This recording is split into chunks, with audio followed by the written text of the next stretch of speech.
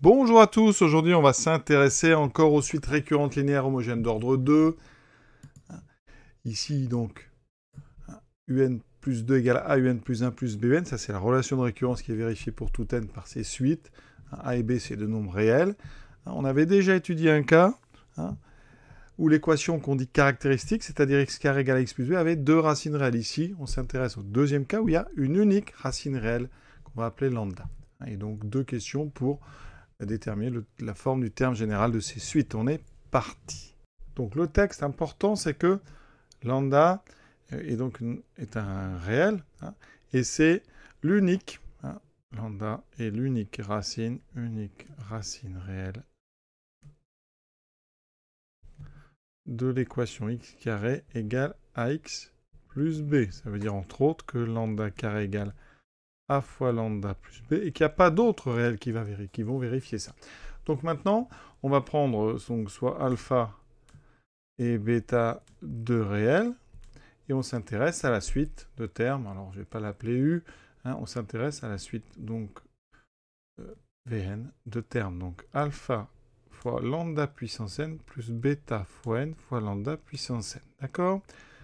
Et on regarde ça, quel que soit n appartenant à n. Il faut montrer que cette suite, elle est dans l'ensemble E. Alors cet ensemble E, c'est l'ensemble des suites justement qui répondent à cette relation de récurrence. Donc il suffit juste de vérifier que cette suite ici, elle respecte cette relation de récurrence, elle la vérifie. Donc ce qu'on va faire, là on a Vn, on va regarder Vn plus 1, donc c'est alpha lambda n plus 1, plus bêta n plus 1, lambda n plus 1. Partout où vous avez n, vous mettez n plus 1. J'aurai besoin aussi de Vn plus 2 pour comparer à la fin. Ça sera donc ici alpha lambda n plus 2 plus bêta n plus 2 lambda puissance n plus 2. Donc il faut ici que je prenne a fois Vn plus 1. Donc celui-là, je vais le multiplier par a. Et l'autre, je vais le multiplier par b. D'accord ? Donc je m'intéresse à a Vn plus 1 plus b fois Vn. Donc ici, a fois alpha lambda puissance n plus a bêta n lambda puissance n. Ah pardon, c'est la mauvaise puissance n plus 1. Ici, donc a bêta n plus 1 lambda puissance n plus 1, plus la même chose, la première multipliée par b, donc b alpha lambda puissance n plus b bêta n lambda puissance n. Alors je vais regrouper tous les alphas ensemble. Donc des alphas, j'en ai alpha.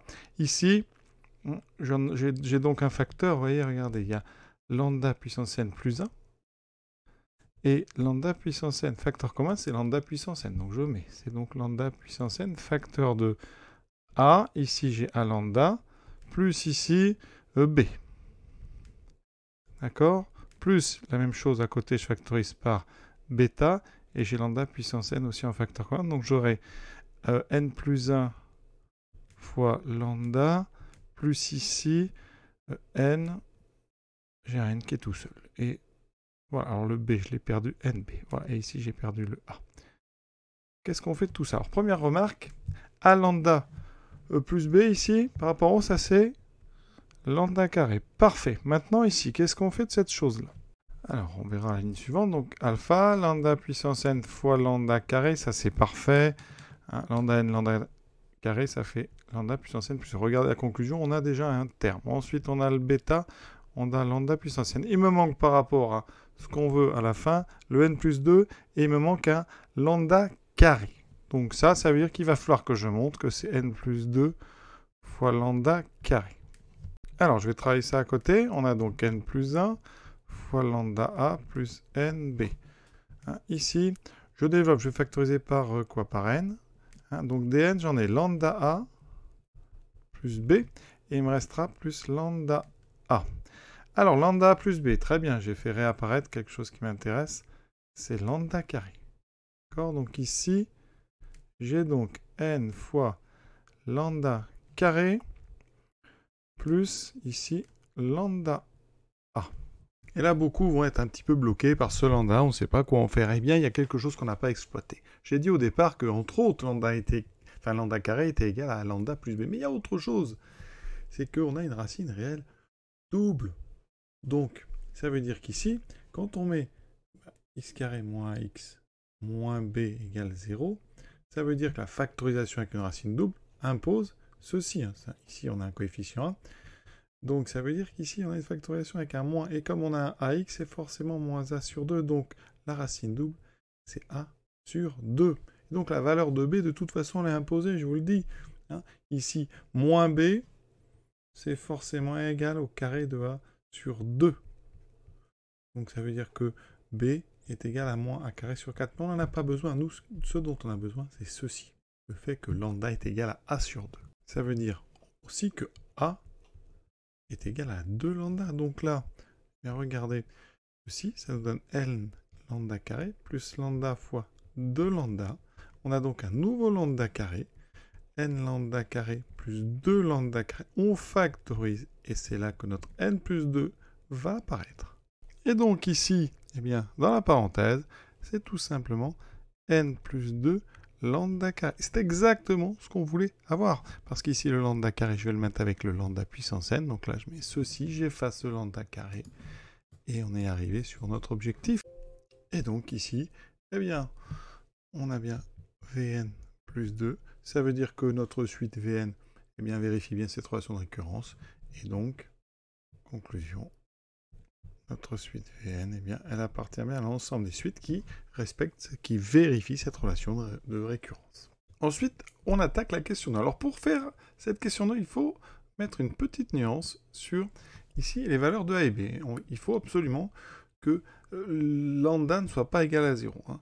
On a un problème. Si lambda égale à 0, alors dans cet exercice, comme c'est racine double, hein, ça veut dire que dans ce cas-là, b égale 0 et a égale 0.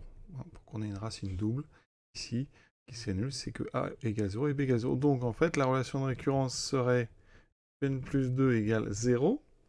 Et dans ce cas, à la suite, eh bien, vous auriez eu 0, puis u1, et ensuite, pour tout n supérieur ou égal à 2, un serait égal à 0. Mais les deux premiers termes ne sont pas forcément nuls. Vous pouvez les choisir. D'accord ? Et là, on aura un petit problème avec la conclusion, c'est que dans ce cas-là, on ne peut pas trouver. Hein, on ne peut pas exprimer un égale, sous la forme un égale alpha lambda puissance n, puisque lambda puissance n vaudrait 0. Hein, et donc, la conclusion serait que pour tout n appartenant à n, un serait égal à 0. Et donc, ça forcerait u0 et u1 à être nuls, ce qui n'est pas forcément vrai. Donc, ce qu'on va faire dans la question 2 n'est valable que si, eh bien, b est différent de 0, c'est-à-dire que si lambda est différent de 0. D'accord ? Pour alpha et bêta, on va choisir donc alpha et bêta qui sont solutions du système suivant. On va remplacer n par 0, donc ça fait alpha égale u0. Et ici, je remplace n par 1. Donc ici, ça fait lambda alpha plus bêta lambda qui doit être égal à u1. D'accord ? Donc, ça veut dire que je vais choisir alpha égale u0. Donc u0 égale alpha.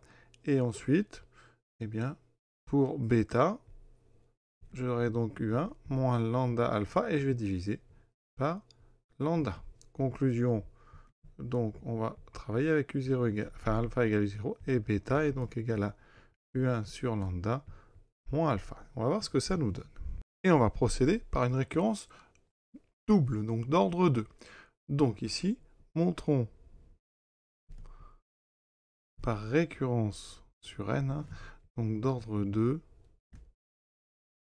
la propriété suivante. Donc pour tout n appartenant à grand N, un égale alpha fois lambda puissance n plus bêta n lambda puissance n.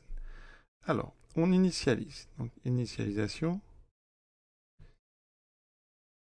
D'accord, pour n égale 0, effectivement, on a bien eu 0 qui est égal à alpha, donc c'est parfait. Et en fait, u1 est bien égal à lambda alpha plus bêta lambda. Ça a été construit comme ça. De toute façon, j'ai choisi alpha et bêta pour que ça soit vérifié.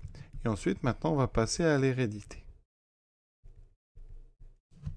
L'hérédité, donc, on considère n appartenant à grand N, tel que la propriété est vraie pour n et pour n plus 1, et on va regarder si elle est vraie pour n plus 2. Donc, j'utilise la relation de récurrence, donc a fois n plus 1, donc c'est ce que j'ai à droite, ça fera a alpha lambda puissance n plus 1, plus a bêta fois n plus 1 lambda puissance n plus 1, plus b fois un, donc b alpha lambda puissance n plus b bêta n lambda puissance n. On regroupe, comme on a fait la première question, les alphas ensemble. Les alphas, j'en aurai donc a puissance n plus 1, mais je peux factoriser par lambda puissance n, donc j'ai a lambda, puisque j'ai lambda puissance n plus 1, plus ici, donc je l'ai factorisé par le alpha par lambda puissance n, il me reste le b. D'accord? Comme tout à l'heure, a lambda plus b fera lambda carré, donc ça fera ici lambda n plus 2. Ensuite, le bêta. Ici, j'en ai pas mal. Hein. Bêta, j'ai tout ça. Alors, je peux factoriser pareil par lambda puissance n. J'aurai donc dedans a fois n plus 1, lambda, plus ici ce terme-là, b, n. Voilà. Et on fait la même chose que tout à l'heure. C'est pour ça que le premier travail, la première question, à resservir. Ici, je réécris donc ce que j'ai dans les parenthèses. C'est ça que je vais travailler.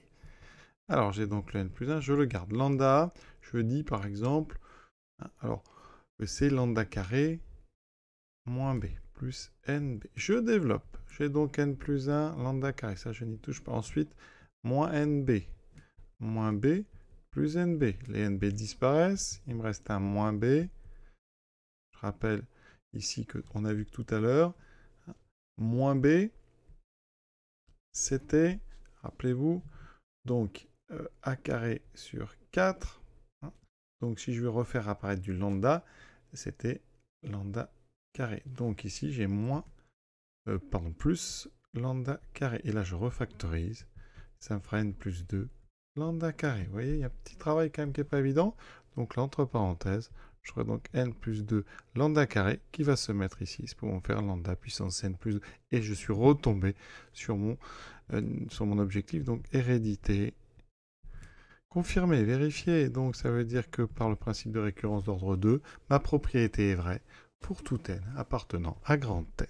Bilan de tout ça. Donc on est toujours dans le cas où lambda est différent de 0, on est bien d'accord. Je considère f l'ensemble des suites donc, qui s'écrivent alpha lambda puissance n plus bêta n lambda puissance n avec alpha et bêta réels.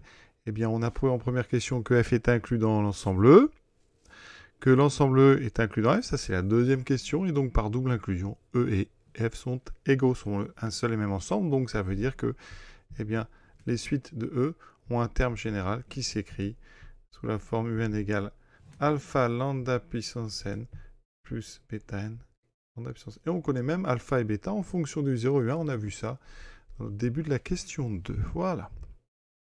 Donc cet exercice est terminé, c'est un joli exercice, hein, notamment pour l'utilisation du fait que la racine est double. Hein.